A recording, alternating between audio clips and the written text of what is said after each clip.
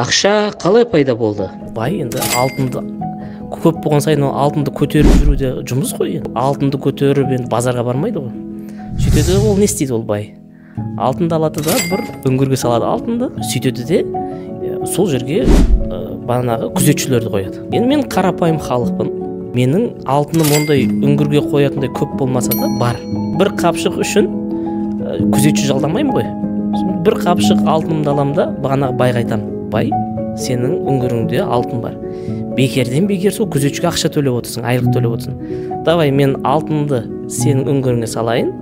Бір арнайы бір төлем жасаймын дейді. Жай айтады, ой, жақсы болды мынау. Как раз мен күзетшілердің айлығын төлегенге жауап отырады деп. Ол да бір экономист қой енді бір. Сөйтеді де бағанағы алтынды өткізеді. Алтын әкеп берген халыққа қағаз жазып береді. Пәленшеев түгеншенің менің үңгірімде осынша килограмм алтыны бар. Өзінің мөрін басады да береді қолына. Бағанағы қарапайым не істейді ол? Қайтадан үңгірге барып ақша шешу керек қой базарға барған кезде. Үңгірге барып алтынды алып жүрмейді ол. Үңгірде осынша алтын бар деген қағазды саған табыстаймын. Базарға барамын да айтамын, менің анау пәленшеев түгеншенің үңгірінде алтын бар, сол мен дәлелі қағаз мөрімін тұр, мені сен соны ал деп. Мені сөйтіп ақша пайда болады. Ақшаның түп тамыры ол алтында.